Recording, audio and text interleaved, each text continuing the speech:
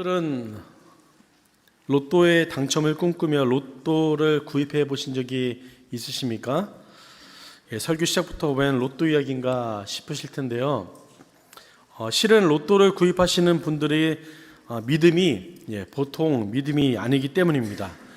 아주 대단한 믿음을 소유하신 분들이 바로 로또를 사시는 분입니다. 제가 왜인지를 알려드릴게요.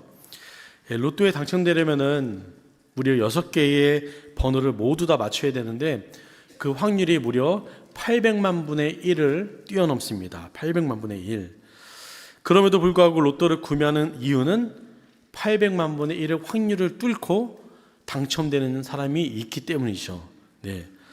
그래서 내 인생 가운데 로또와 같은 인생, 정말 기적을 꿈꾸는 그런 분들은 로또를 아마 구입하실 것입니다. 그런데 실은 이 확률은 어떠냐면요.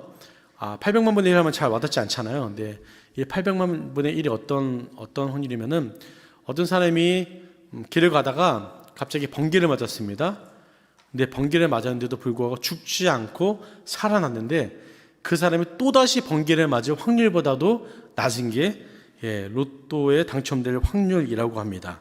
그러니 여러분 제 논리가 맞다면은 로또를 구입한다는 것에는 무엇이 필요하다는 겁니까? 대단한 믿음이 필요하다는 거예요. 대단한 믿음. 어떤지 모르겠습니다. 여러분들 이 말을 듣고도 로또를 계속 구입하실 분들은 구입하시고요. 네. 그런데 여러분 3억 대 1의 확률 아십니까? 3억 대 1의 확률. 3억 대 1의 확률. 저와 여러분이 어마어마한 3억 대 1의 확률의 당첨자가 되어서 지금 이 자리에 있습니다. 더 말씀 안 드려도 아시겠죠? 네, 바로 생명 탄생의 과정 가운데서 나타나는 신비롭고 기적 같은 사건이 난자와 정자가 만나서 이루어지는 놀라운 사건이 바로 그로 인해서 여러분이 이 자리에 있다는 거예요. 그래서 저는 여러분들이 로또로 보이는 게 아니고 3억 대 1의 그 경쟁을 통과하고 이 자리에 와 있는 분으로 보면서 오늘 말씀을 함께 나누도록 하겠습니다. 제가 이렇게 어떤 기적에 대한 이런 로또에 대한 말씀을 나눌 이유는 오늘 말씀 가운데서도 성경 가운데서도 놀라운 기적의 역사들이 곳곳마다 기록되어 있기 때문입니다. 오늘 말씀이 그 중에 하나이죠. 하지만 안타깝게도 오늘날 많은 크리스찬들이 하나님을 믿는다라고 하면서도 이 기적의 역사에 대해서는 일반적인 과학 지식으로 설명 못할 사건으로 규정하면서 믿지 못하겠다 또는 믿지 않겠다라고 말하는 사람들이 의외로 상당히 많다라는 것입니다. 그러나 성경에 나오는 기적이 자연현상과 관련된 기적이든 비자연적인 현상과 관련된 기적이든 하나님의 섭리적인 역사와 관계된 기적이든 모두 다 설명이 불가능합니다. 그래서 기적인 거예요. 그래서 기적입니다. 결국 성경의 기적은 증명이나 어떤 논리적인 이해의 문제가 아니라 믿음으로 우리가 그것을 받아들일 수 있느냐의 문제로 귀착됩니다.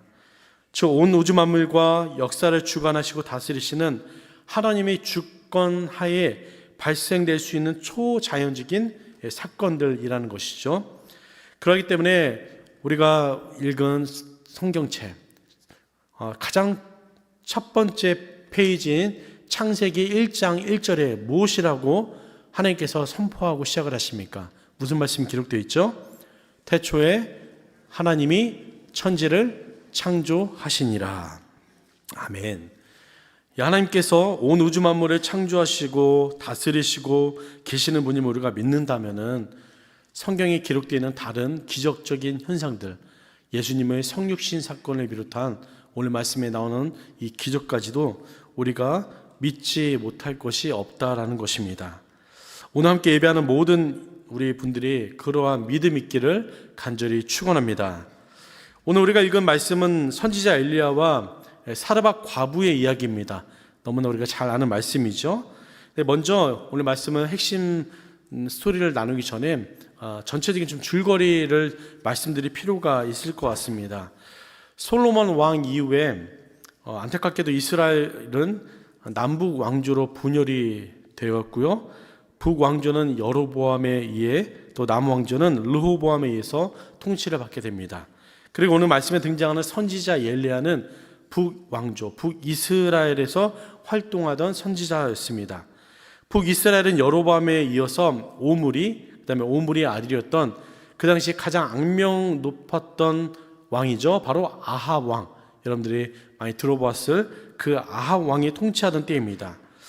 그리고 그 당시에는 국력을 강화하기 위해서 어떤 정책을 폈냐면요, 많은 나라에서 나라와 나라 간에 서로 정략교노를 하면서 서로 이렇게 힘을 키웠습니다. 그래서 오늘 말씀에 등장하는 시돈을 다스리던 왕의 딸이었던 이세벨과 북이스라엘의 이 아합 왕이 정략결혼을 하게 됩니다. 그런데 시돈은 다양한 우상 숭배를 하던 곳이었습니다. 대표적인 우상이 우리가 너무 잘 아는 구약 성경에 전반적으로 깊이 뿌리 박혀 있는 바로 바알과 아세라였습니다. 그 당시 이세벨의 아버지였던 시돈 왕의 이름이 엣바알이었거든요. 엣바알이라는 뜻은 바알과 함께한 자라는 뜻을 가진 이름입니다. 얼마나 바알과 함께 했으면 이름 자체를 이렇게 지었겠습니까?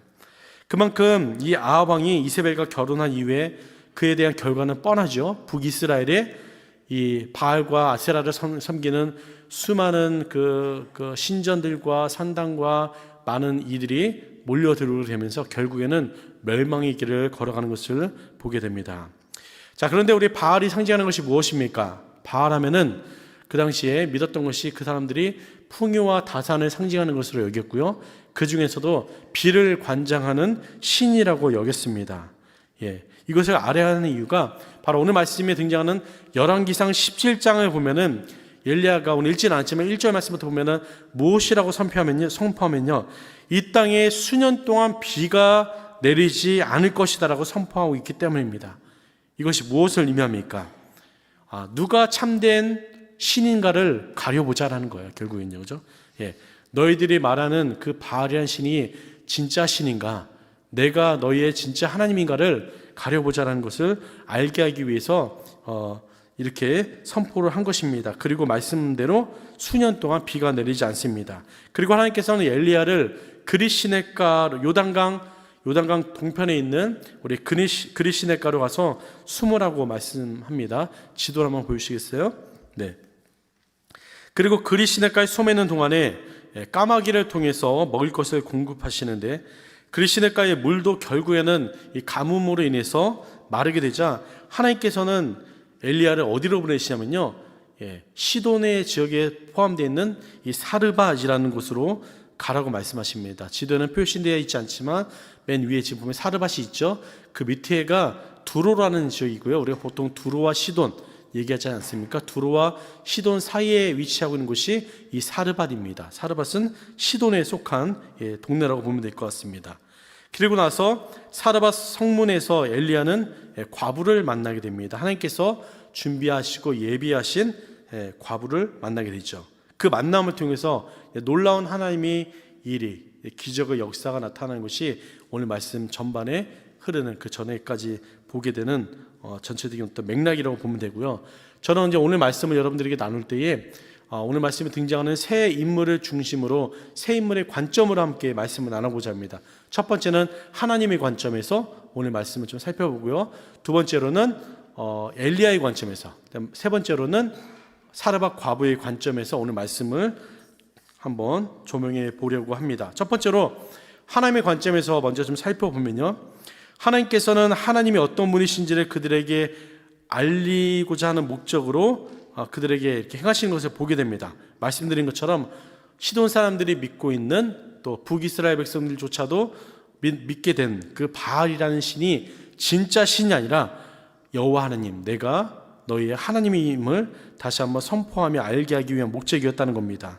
그래서 의도적으로 다른 여러 가지 방법이 있지 않겠습니까? 하나님이 하나님 되심을 선포할 수 있는, 알게 할 수 있는 많은 방법이 있었지만 의도적으로 그들이 믿는다라는 그 비를 내리는 바알이 거짓된 신임을 알게 하기 위해서 그 땅에 가뭄을 내리셨던 것입니다.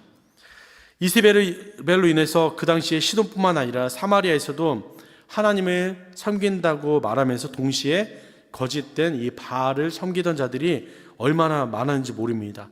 이를 보시고 하나님께서는 이 계기를 통해서 그들이 다시금 돌이켜서 하나님께 돌아오게끔 하고자 하는 그런 마음으로 이렇게 가뭄을 내리셨던 것이죠. 어찌 보면은 이러한 어떤 바알 우상이 숭배하는 그 사상, 그 시대의 모습이 오늘날 이 시대의 모습과도 같지 않나 생각을 해봅니다. 물론 형태와 모양은 다르지만 말입니다. 오늘날 어떻습니까? 우리가 하나님을 믿는다라고 하지만 내면을 잘 돌아보면은 그리스도를 믿는다는 사람들 중에서도 제가 아까 말씀드린 로또의 경우도 마찬가지죠. 실질적으로는 하나님을 믿는다라고만 하지만 하나님만으로는 만족하지 못하고 세상 가운데 또 다른 무엇인가를 찾아서 그 가운데 욕망을 채우고자 하는 그런 마음이 우리 인간 가운데 있다는 겁니다. 또 오늘날 보면은 세상 우리 크리스찬들 중에서도 통계에 의하면 한국의 특히 크리스찬들 중에서도 무속인에게 가서 점을 보는 사람들이 인구가 엄청나다는 거예요. 그리고 특별히 또 요즘에는 앱이 또 깔려 있어서 앱을 통해서 연말이 되고 연초가 되면은 무엇을 봅니까?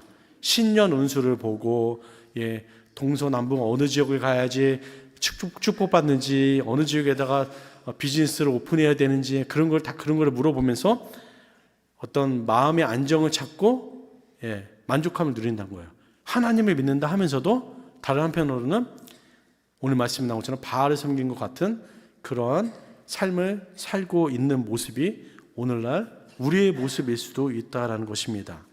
이것이 첫 번째 하나님의 관점에서 봤을 때 하나님께서 하신 말씀이고, 두 번째는 오늘 말씀에서 본격적으로 이제 하나님께서는 기적을 행하시는 분임을 보여주는데요. 특별히 엘리야와 우리 사르밧 과부를 통해서 보여주시는 두 가지 기적은 첫 번째는 채우시는 기적이고 두 번째는 살리시는 기적입니다.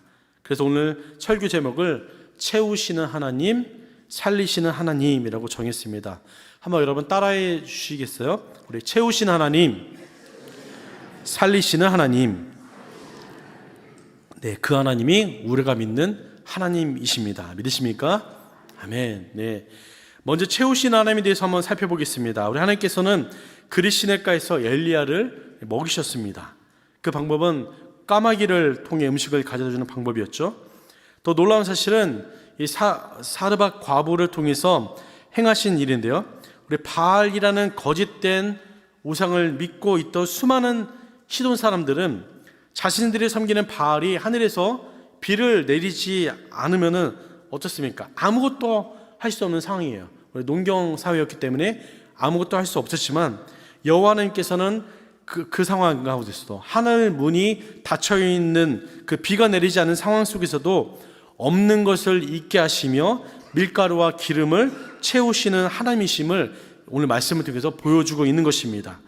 이것이 바로 우리가 상상하지 못하는 방법으로 우리의 필요를 채워주시는 하나님이심을 여러분 믿으시기를 바랍니다. 빌립보서 4장 15절 말씀에서도 우리에게 이렇게 말씀하십니다. 한 목소리로 함께 읽겠습니다. 나의 하나님이 그리스도 예수 안에 너희 모든 쓸 것을 채우시리라. 아멘, 아멘. 여러분의 필요를 하나님께서 채워주신다라고 말씀하고 있습니다. 오늘 이 말씀이 정말로 믿어지는 은혜가 있기를 다시 한번 간절히 축원합니다. 나를 믿느냐? 그렇다면 내가 너희 필요를 채워주겠다라고 말씀하십니다. 그런데 이스라엘 백성들을 보았을 때 어떻습니까? 출애굽했던 이스라엘 백성들도 하나님께서 그들의 인생을 책임지시고 물론 광야길을 걸어갔지만 만나를 먹이시고 했지만 그들은 만족하지 못하고 고기를 달라고 모세에게 원망하고 불평하자 그 소리를 듣던 하나님께서 무엇이라고 말씀하셨습니까? 우리가 잘 아는 민수기 말씀 11장 말씀 보면 이렇게 선포합니다. 함께 또 한번 읽어보겠습니다. 시작. 여호와의 손이 짧으냐?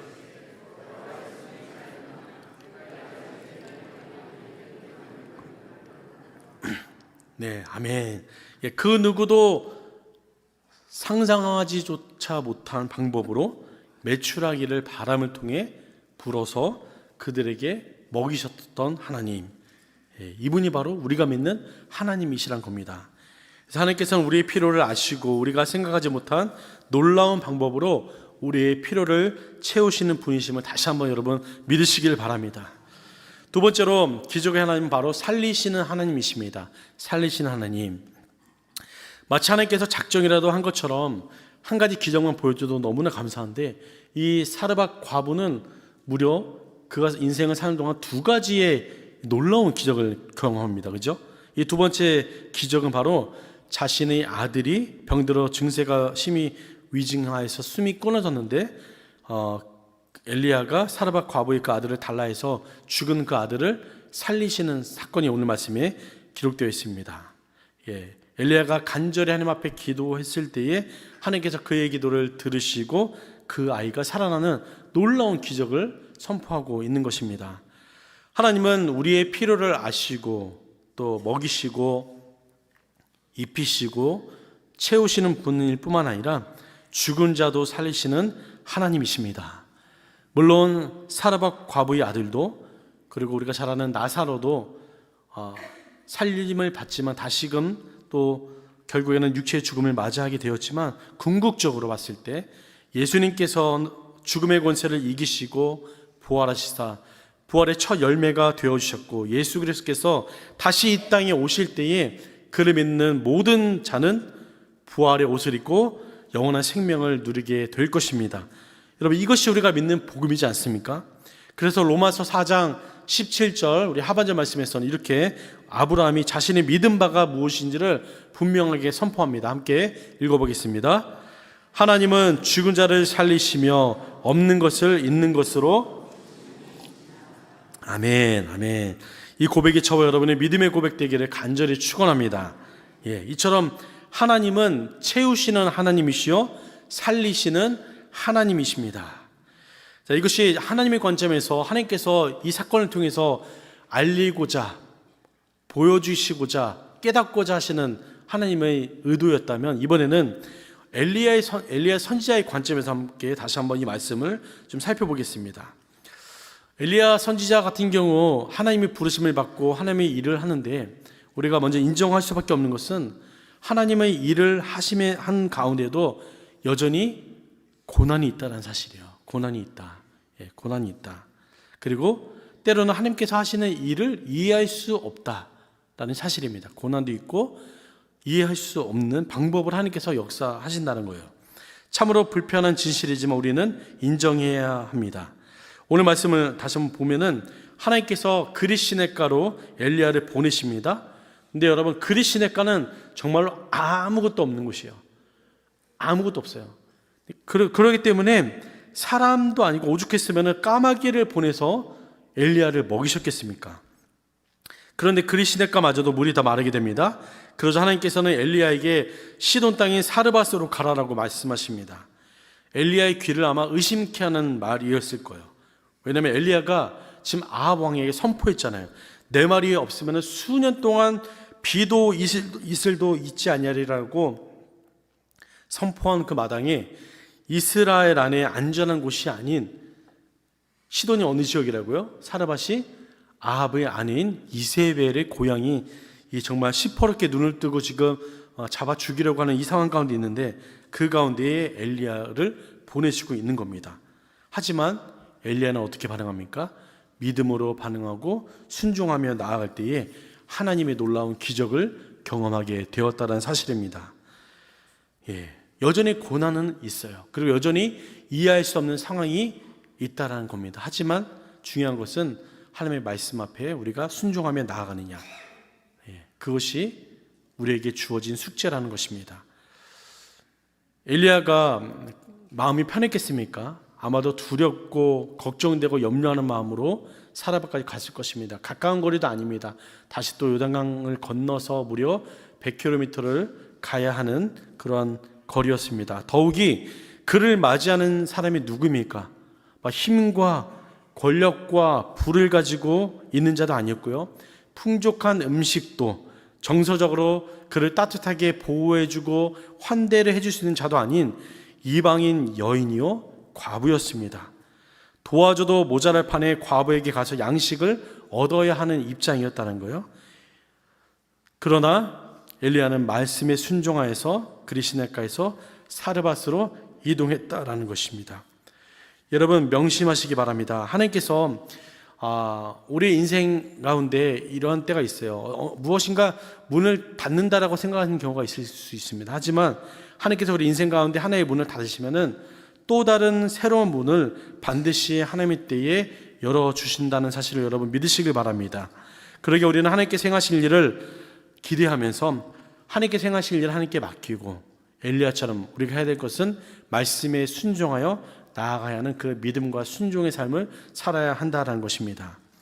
여러분, 엘리야를 사르밧으로 보내신 하나님의 뜻이 무엇일까? 제가 곰곰이 묵상해 보는 가운데 어떠한 좀 힌트를 찾아내면요, 영적인 부분으로 얼마든지 해석을 이렇게 할 수 있을 거라는 생각이 듭니다. 사르밧이라는 이 지명의 뜻이 금속을 녹이는 이라는 뜻이 있습니다. 그래서 정련하다 또는 단련하다라는 의미가 있어요. 하나님께서 새 일을 행하시기 위해서 엘리야를 그 사르밧으로 부르셔서 그의 믿음과 순종을 더욱더 정금과 같이 단련시키는 그런 곳으로, 영적인 장소로 하나님께서 그 사르밧으로 그를 보내지 않았을까라고 생각을 해보게 됩니다. 왜냐하면은 오늘 우리가 읽은 열왕기상 17장 말씀 이후에 연결되는 열왕기상 18장 말씀이 무슨 내용입니까? 우리가 너무나 잘 아는 말씀이, 한 장만 넘겨보시면은 위에 큰 제목도 써 있고요, 너무나 잘 아는 갈멜산에서 그 대단한 엘리야와 850대 1의 그 영적인 치열한 전쟁이 있었던 그 장면이 그 다음 장에 준비되어 있어요.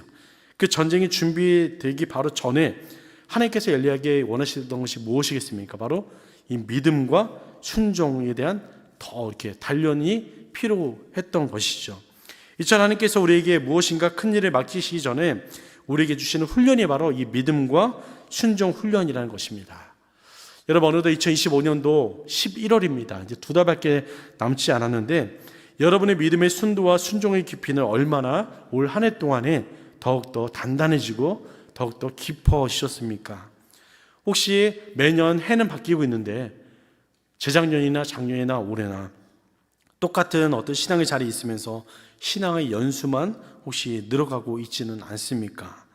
그러던 다시 한번 오늘 말씀을 기억하면서 저와 여러분이 믿음의 순도와 순종의 깊이가 더해지고 그로 말미암아 하나님께 더욱더 귀하게 쓰임받고 놀라운 하나님의 기적의 역사 가운데 저와 여러분들이 쓰임받는 자들 다 될 수 있기를 주님의 이름으로 간절히 축원합니다. 마지막으로 우리 엘리야의 관점에서 한 가지만 더 나눠보면요, 엘리야는 기도하는 자였어요. 기도하는 자. 엘리야는 자신의 능력이 어디로부터 나온지를 분명히 알고 있었던 자입니다. 그래서 그가 비가 오지 않기를 구할 때도 기도하였고요, 다시 비가 오기를 하나님께 구할 때도 하나님 앞에 나와 기도하였고요, 죽은 사르밧 과부의 여인의 아이를 위해서도 타락에 올라가서 간절히 여호와 하나님 앞에 기도하였습니다. 여러분, 우리가 힘들 때, 낙심될 때에 가장 힘이 되는 것이 누군가 나를 위해서 기도하고 있다는 것이 아닙니까? 그래서 야고보서 5장 13절 상반절은 이렇게 말합니다. 함께 읽겠습니다. 너희 중에 고난 당하는 자가 있느냐? 그는 기도할 것이요. 무엇이라 말하고 있습니까? 기도하라 라고 말씀하고 있습니다. 엘리야는 이 말씀대로 죽은 사르밧 과부의 아이를 위해서 간절히 기도하였습니다. 그리고 그 기도를 하나님께서 들으시고 응답하여 주셨습니다. 그리고 더 나아가 이어지는 야고보서 사도가 야고보서 5장 17절과 18절 말씀에서 또다시 이 엘리야에 대해서 엘리야가 누구인 자를 말씀하고 있어요. 함께 우리 17절과 18절 말씀 읽어보겠습니다. 시작. 엘리야는 우리와 성정이 같은 사람이로되 그가 비가 오지 않기를 간절히 기도한즉 다시 기도하니 하늘이 비를 주고 땅이 열매를 맺었느니라. 아멘. 그렇습니다. 이 말씀엔 여러분 놀라운 하나님의 그 역사의 비밀이 숨겨져 있습니다. 담겨져 있습니다. 하나님께서 놀라운 일을 행하실 때에 충분히 혼자서 모든 일을 하실 수 있는 분이시지만 하나님께서는 혼자 하지 아니하시고 하나님의 말씀 앞에 순종하며 기도하는 자를 통해서 역사하신다라는 사실이에요. 또 원하기는 하나님의 눈과 저와 여러분의 눈이 함께 마주치고 하나님의 마음과 여러분의 마음이 합하여져서 정말 여러분의 기도를 통해서 하나님의 뜻이 이루어지는 놀라운 역사가 나타나기를 간절히 축원합니다. 자, 이제 마지막으로 사르밧 과부의 관점에서 함께 오늘 이 말씀을 좀 들여다보려고 합니다. 오늘 말씀을 솔직히 읽어보면은 의아한 부분이 한두 군데가 아닙니다. 왜 하나님께서는 많고 많은 사람 중에서 이방 여인을 선택한 것일까? 아니, 더 나아가 이방 여인 중에서도 왜 과부를, 그것도 가난하다 못해 먹을 것이라고는 가루 한 줌과 기름 몇 방울밖에 없는, 그것도 혼자가 아닌 아들까지 있는, 얼마나 그녀가 지금 힘겨운 그 삶을 살아가고 있는지를 말씀을 읽으면은 그 마음으로 느낄 수가 있습니다. 여기에 참으로 슬픈 현실은 그가 가지고 있는 것으로 마지막 한 끼 식사를 해결하고 그와 그의 아들과 함께 죽어야겠다라고 마음을 먹었다는 사실입니다. 얼마나 절망적이고 좌절되는 순간입니까? 소망이라고는 전혀 찾아보기 어려운 이 과부에게, 그런데 하나님께서 지금 이 과부에게 엘리야를 맡기는 거예요. 엘리야에게 이 과부를 맡기는 게 아니고 이 과부에게 엘리야를 맡기고 있는 것입니다. 하나님의 사람이 엘리야를 대접할 사람이 그렇게도 없나 하는 생각이 들 정도입니다. 여러분, 우리도 신앙생활하면서 때로는 하나님이 일하심이 이해되지 않는 경우가 있죠. 그런 상황들이 아마 다 있습니다. 실은 지난 목요일부터 제가 금요일까지 어제도 그랬지만 목요일과 금요일까지 정말 많이 아팠습니다. 베델교회에 와서 제가 이렇게 아팠던 적이 없는 것 같아요. 너무나 아파서 이틀 동안 누워있을 수밖에 없는 상황이었습니다. 물론 검사 결과 코로나나 플루는 아니니까 여러분 염려하지는 마시고요. 그러니까 제가 이 자리에 지금 나와 있겠죠. 그래서 하지만 또 우리 성님들 안전을 위해서 제가 끝나고 나서 악수는 하지 않겠습니다. 혹시 불안해하실까봐. 근데 정말 너무 아파가지고 누워서 이제 오늘 말씀을 이틀 동안 말씀을 준비하는데 울컥하는 거예요. 억울한 마음. Why? 이번 주 설교인데 또 이렇게 참았던 눈물이 왈칵 쏟아지는 겁니다. 안 그래도 이런저런 사소한 또 어려운 일들도 있어서 참고 견디고 있는데 이런 또 육신의 아픔까지 왜 주셔서 서러워서 눈물이 나는 거예요. 밤에 자다가 엉엉거리면서 울었습니다. 그런데 감사한 것은 한참 눈물을 쏟아내고 있는데 감히 비교할 수 없죠. 절대 비교할 수 없지만 오늘 말씀에 나온 이 사르밧 과부의 심정이 이해가 되면서 와닿는 거예요. 한마디 제가 던졌어요. 누워서 말씀 묵상하다가 참으로 힘들었겠다. 제가 배고파서 이틀 동안 누워만 있으니까 밥도 못 먹고만 있는 상황이니까요. 그런데 그때 다시금 저에게 정말 위로가 되고 힘이 되었던 말씀을 묵상하면서 누워있는데 13절 말씀에서 무엇이라 말하면 엘리야가 우리 사르밧 과부에게 두려워하지 말라라고 말하는 거예요. 두려워하지 말라. 이 말이 왜 이렇게 힘이 되는지. 그런데 엘리야가 또 잘 읽어보니 그냥 두려워하지 말라라고 그냥 위안 삼아서 던진 말이 아니라는 사실에 더 놀랐습니다. 그냥 두려워하지 말라라고 그냥 위안 삼아 던진 말이 아니고 그 말을 이렇게 할 수 있었던 그 확신 가운데 할 수 있는 이유가 바로 그 다음 절인 14절에 나와 있었던 거예요. 14절 말씀 우리 함께 한 목소리로 한번 읽어보겠습니다. 시작. 이스라엘의 하나님 여호와의 말씀이 지면에 내리는 날까지 그 통에 가루가 떨어지지 아니하고 그 병에 기름이 없어지지 아니하리라 하셨느니라. 아멘. 아멘.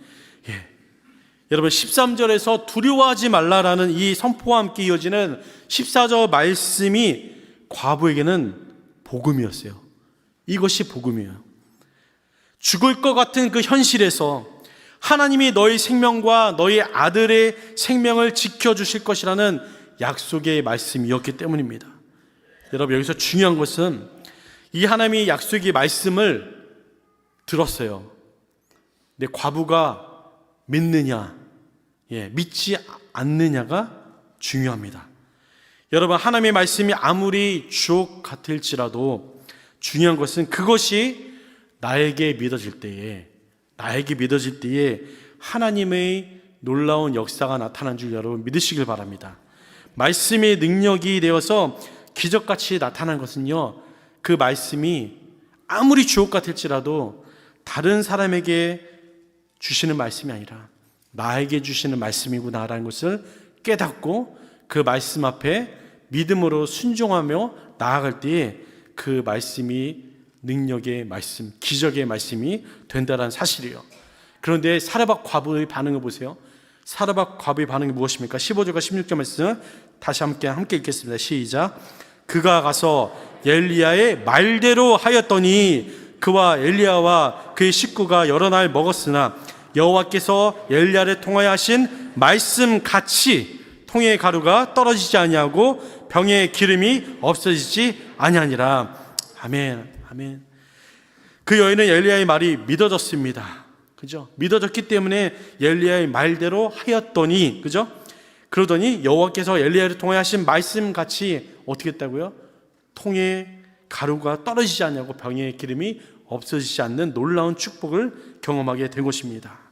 저는 이 이야기가 우리에게도 동일한 말씀으로, 물론 다른 방법이지만 오늘날에도 여러분의 삶 가운데서도 역사하는 줄 저는 믿습니다. 여러분, 과부의 하지만 그 당시 속마음은 어땠을까요? 이 당시 지금 모습이 어떤 상황입니까? 지금 마지막 떡을 만들어서 이제 먹고 죽고자 하는 상황이지 않습니까? 마지막 떡을 지금 만들고 있는데 그것을 바라보고 있는 아들의 모습, 아들을 보면서 이 어머니의 가슴이 찢어지지 않았겠습니까? 어느 부부가 마지막 남은 그 떡 하나를 자녀에게 주지 않고 처음 보는 자에게 줄 수 있겠습니까? 그러나 마지막 그 순간에 사르밧 과부는 하나님의 말씀을 붙들었던 거예요. 그 마지막 순간에 현실은 비참했지만 그는 믿음을 붙들었던 것입니다. 그러자 끝이라고 여겨지던 그때의 출구를 하나님께서 보여주십니다. 참 이런 생각할 때가 많이 들어요. 좀 일찍 하나님께서 좀 보여주시면 안 되나. 정말 얼마나 불쌍합니까? 마지막 남은 가루 하나 먹고 죽겠다라고 하는 그 여인. 하지만 출구는 죽음이 아니라 생명과 구원이었습니다. 예. 하지만 그런 것처럼 우리 인생 가운데도 때로 하나님께서 우리를 끝까지 몰고 가시는 것처럼 느껴지는 때가 있다라는 거예요. 아마 여러분들 이미 인생을 사시면서 그런 경험을 하신 분들도 있고 또 그러지 않기를 원하지만 그런 경험을 하셔야 할 분들도 있을 겁니다. 저도 마찬가지고요. 예. 하나님께서는 우리를 끝까지 몰고 가시면서 우리의 믿음을 테스트하시고 우리의 순종하는 모습을 통해서 그 다음 스텝으로 놀라운 역사의 현장으로 기적을 우리에게 행하신다는 겁니다. 더 이상 살아갈 방법이 없다고 여겨지는 그때에 전혀 생각하지 못한 방법으로 하나님께서는 소망의 문을, 구원의 문을 열어주시고 우리의 믿음의 깊이를 더욱더 한 단계 끌어올려 주신다는 사실이죠. 이것이 하나님께서 하시는 방법이란 겁니다.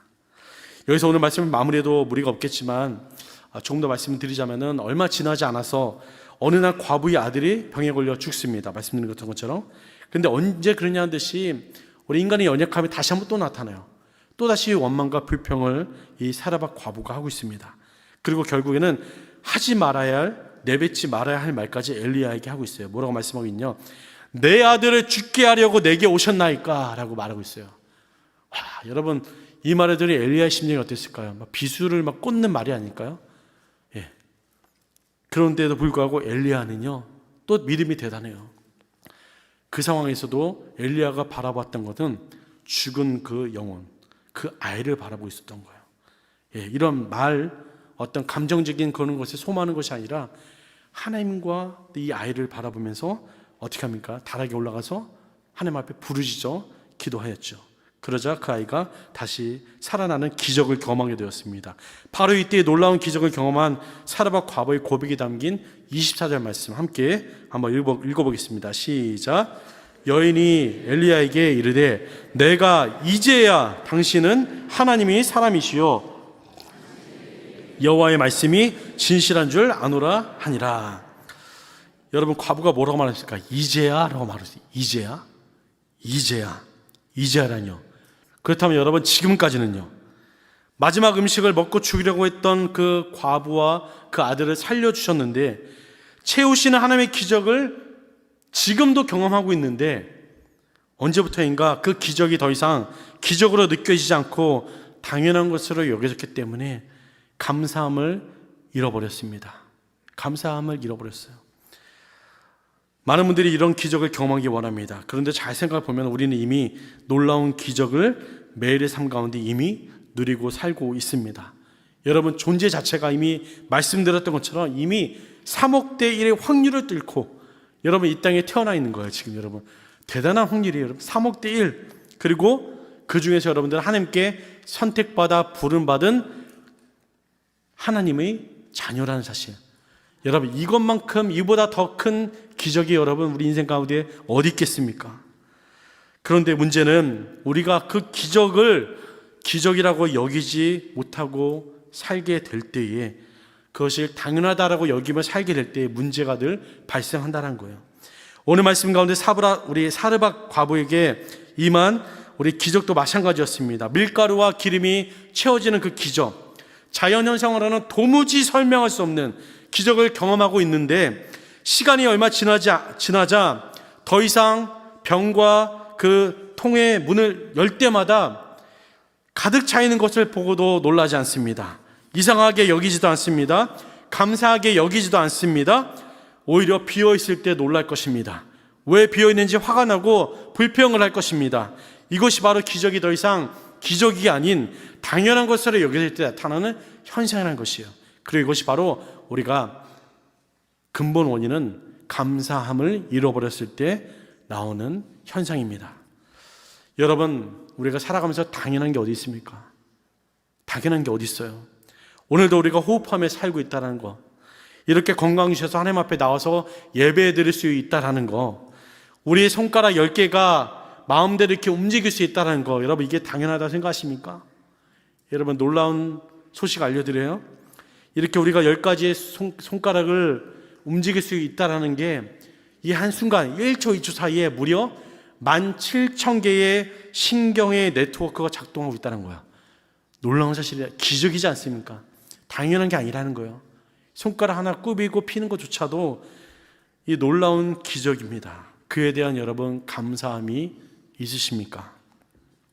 그래서 제가 24절 말씀을 묵상할 때 처음에는 아니 이제야 알아니, 사르밧 과부의 말에 화가 나다가 말씀을 계속해서 누워서 묵상하는데 그 모습이 다른 사람의 모습이 아니라 오늘을 살아가고 있는 저의 모습임을 하나님께서 보게 하셨습니다. 감사함을 잃어버린 채 살고 있는 저의 모습, 입술로는 감사한다고 말하지만 진실되게 정말 하나님 앞에 감사하지 못하고 살고 있는 저의 영적인 민낯을 보게 하시면서 다시 한번 회개의 기도를 드리게 되었습니다. 그러다가 더 말씀을 이렇게 묵상하는데 이 사르밧 과부의 이제야가 저에게 어떻게 읽혀졌냐면요, 이 이제야가 이제라도라고 읽혀지는 거예요. 누워서 말씀을 묵상하는데 이제라도 깨닫게 된 것이 사르밧 과부에게는 은혜인 것이고, 이제라도 이 사실을 깨닫게 된 저에게도 이것이 하나님의 은혜구나라는 생각을 하면서 또다시 하나님 앞에 또 눈물 흘리고 밤새 또 기도를 하게 되었습니다. 사랑하는 성도 여러분, 이제 말씀을 마무리하겠습니다. 감사의 계절 11월입니다. 어찌 보면은 매년 돌아오는 감사의 계절일 수도 있을지 모르겠습니다. 하지만 여러분, 우리가 누리고 있는 것들에 익숙해지면요, 더 이상 우리에게 주시는 하나님의 은혜와 이미 베풀으신 놀라운 기적이 당연한 것으로 여겨지게 되면은 우리는 당연하게 감사함을 잃어버릴 수밖에 없다는 사실이에요. 간절히 원하기는 정말 이제라도 다시 한번 우리에게 베푸신 하나님의 은혜에 감사함의 영성을 회복하는 저와 여러분 되기를 간절히 축원합니다. 특별히 우리 산부 예배에 나오신 분들 중에서 많은 우리 연로하신 성도님들이 있습니다. 또 먼저 사랑하는 우리 부군을 먼저 또 하나님 앞에 올려 보내드리고 홀로 계신 우리 성도님들도 있고, 여러 가지 가정의 문제로 또 홀로 사시는 우리 또 이렇게 아픔 가운데 있는 우리 성도님들도 있습니다. 여러분, 하나님께서 함께 하십니다. 끝까지 하나님께서 채우시고 살리시는 하나님께서 동행하여 주신 줄 믿고 남은 인생 하나님 손에 붙들림 받아서 나아가는 복된 인생 사시기를 주님의 이름으로 간절히 축원합니다. 기도하겠습니다.